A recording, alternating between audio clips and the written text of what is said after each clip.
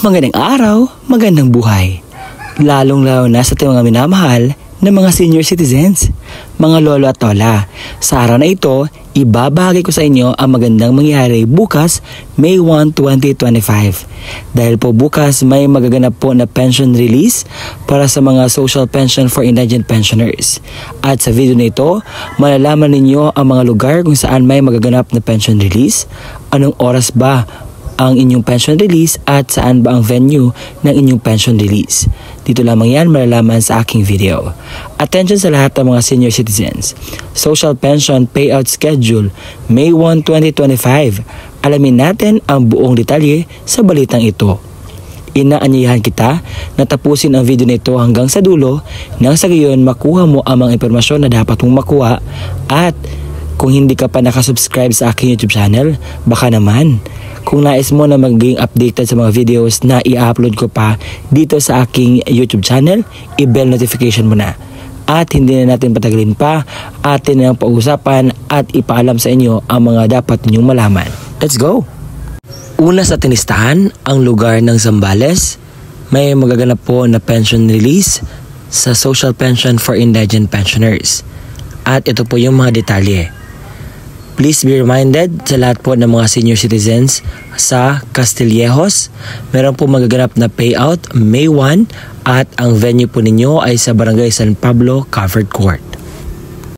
Pangalawa sa tinistahan, ang lugar ng Capiz, may magaganap din na pension release sa inyo bukas May 1, 2025 at ito yung detalye. Sabi dito, good day sa lahat po ng mga senior citizens. May magaganap na pension release sa May 1, 2025 at ang venue ay to be followed pa daw po. So abang-abang na po kayo, alamin ninyo sa kanyang post or sa inyong mga barangay, pero mostly nag-start po ang payout time is alas 8 ng umaga. Ang kasunod na ating pag-uusapang lugar ay ang lalawigan ng Cagayan sa bayan ng Apari. May magaganap po na pension payout May 1, 2025 sa mga barangay na aking babasahin. Una na dyan ang barangay Makanaya. Ang payout venue po ninyo ay sa Municipal Gym. Ang oras po ng inyong payout alas 8 hanggang alas 12 ng tanghali. Sa barangay Punta, ang payout venue po ninyo ay sa Punta Elementary School. Ang oras po ninyo alas 8 hanggang alas 12 ng tanghali. Sa Barangay Sentro 2, ang payout venue po ninyo ay sa Municipal Gym. Ang oras po ninyo alas 8 hanggang alas 9 ng umaga. Sa Sentro 3, ang payout venue po ninyo ay sa Municipal Gym. Ang payout time po ninyo alas 8 hanggang alas 9 ng umaga. Sa Barangay Sentro 4, ang payout venue ay sa Municipal Gym. Ang time po ninyo alas 8 hanggang alas 9 ng umaga. Sa Barangay Sentro 5, ang payout venue po ninyo ay sa Municipal Gym. Ang oras po ninyo alas 8 hanggang alas 9 ng umaga. Sa Barangay Sentro 6, ang payout venue po ninyo ay sa Municipal Gym. Ang oras po ninyo alas 9 hanggang alas 10 ng umaga. Sa Barangay Sentro 7, ang payout venue po ninyo ang payout venue ay sa Municipal Gym. Ang oras ay alas 9 hanggang alas 10 ng umaga. Sa Barangay Sentro 8, ang payout venue po ninyo ay sa Municipal Gym. Ang payout time is 10 to 11 a.m. Sa Sentro G's, ang payout venue po ninyo ay sa Municipal Gym. Ang oras po ay alas 10 hanggang alas 11 ng umaga. Sa Barangay Sentro 11, ang payout venue po ninyo ay sa Municipal Gym, alas 11 hanggang alas 12 ng tanghali. Sa Barangay Sentro 12, ang payout venue po ninyo ay sa Municipal Gym, alas 11 hanggang alas 12 ng tanghali.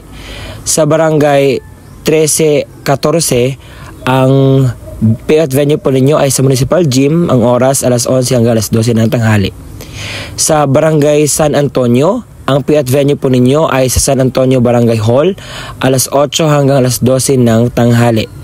Sa Barangay Minanga, ang payout venue po ninyo ay sa Minanga Barangay Hall, alas 8 hanggang alas 9:30 ng umaga. Sa Barangay Turan, ang payout venue po ninyo ay sa Turan Elementary School. Ang oras, alas 9:30 hanggang alas 12 ng tanghali. Isa rin na may magaganap na pension release para sa Social Pension for Indigent Pensioners ang lugar ng Pagadian City at ito yung mga barangay na magpipayout bukas. Ang venue po pala ay sa Gipos Gymnasium. Ang mga barangay na magpipayout bukas May 1, 2025, Barangay Datagan, Barangay Magting, Barangay Daksul, Barangay Sikatuna, Barangay Bagitan, Barangay Kanonan, Barangay Balungating, Barangay Guling, at Barangay Regla. Sa lahat po ng mga senior citizens sa Culamarang, Zamboanga del Sur, meron po kayong payout sa May 1, doon po sa Diplo Covered Court ang inyo pong venue sa Poblacion Gymnasium. May schedule din ng payout ang Nueva Vizcaya at ito yung mga detalye na dapat niyong malaman, ang oras at ang mga barangay na magpi-payout. Sa May 1, 2025 sa Team A, ang oras po at ang barangay sa 6 a.m. ang Barangay Bone North. Sa 8:30 a.m. ang Barangay Darapidap. At sa 10 a.m. sa Barangay Poblacion. Sa Team B naman, 6 a.m. sa Barangay Betty at sa 10 a.m. ay sa Barangay Common. Ito yung mga paalala na dapat malaman ng ating mga senior citizens kapag sa payout na. Una, magdala ng sariling ballpen, inumin, pamaypay at alkohol. Pangalawa, kumain at uminom ng gamot kung kinakailangan bago pumunta sa payout upang maiwasan ang pagkahilo. Pangatlo, pumunta lamang sa venue sa itinakdang araw at oras. Pang-apat, magdala ng kumpletong set ng documents. Panglima, maging mahinahon at sumunod sa mga alintuntunin para sa mga maayos na payout. Ang kulang na dokumento ay hindi po ipoproseso. Kaya naman, ibinigay ko po ang mga palala at ngayon po, ibibigay ko na ang mga set of requirements na dapat niyong i-comply papunta sa payout bukas. Nakalista na dito ang social pension requirements. Kung ang senior citizen mismo ang pupunta sa payout venue, ito po yung mga requirements na dapat niyang dalhin. Una, original na OSCA ID. Pangalawa, kopya ng senior citizen ID na may 3 lagda o thumb mark sa hindi na makapirma. Pangalawa, kung ang kukuha naman ay representative ng senior citizen, ito yung 4 na mga dokumento na dapat niyong i-mind. Una, original at kopya ng ID ng senior citizen na may 3 lagda o thumb mark sa hindi na makapirma. Pangalawa, original at kopya ng valid ID ng representative na kinakailangan government-issued ID lamang na may 3 lagda o thumb mark sa hindi na makapirma.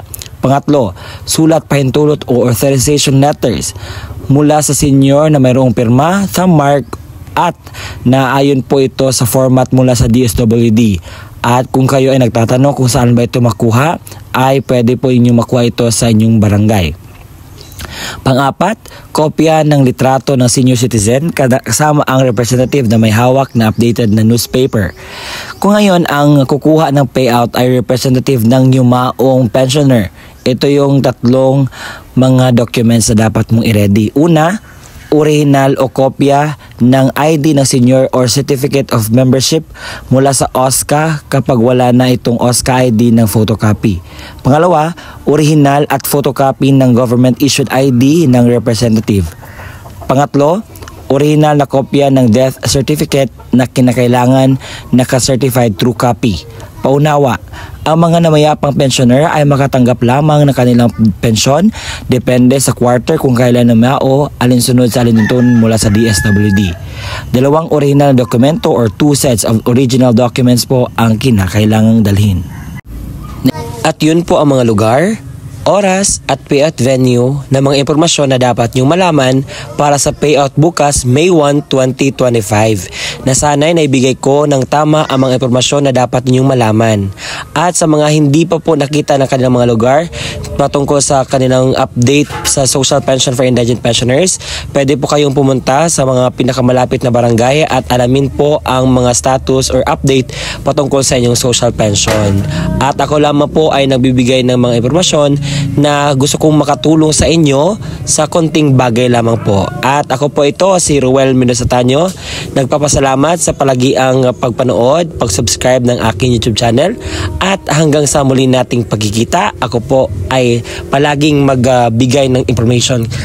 Kahit na ngayon medyo hindi ako okay dahil may sipon at ubo, but then I still do my part to really inform you about the updates patungkol sa social pension for indigent pensioners. Abang-abang din sa May 2 dahil ipapaalam ko, i-vlog ko ang mga lugar na dapat ninyong malaman na may magaganap na pension release para sa social pension for indigent pensioners. So ina-avail ko talaga yung time ko para dito, not just for money, kasi ang kita po sa YouTube hindi po ganoon kalaki. Kahit konti lang po yung kita ko dito sa YouTube, but gusto ko mapalaki yung tulong ko sa lahat ng mga senior citizens dahil sa analytics ko umaabot kasi ng napakataas na percentage ang mga senior citizens, kaya ginagrab ko na ang opportunity to really use this platform para ma-share po ang information sa mga legit na sources or mga post, or kasi nire-research ko before ko ginagawa ng vlog. Kaya ayon, and sa next nating pagkikita, bye-bye!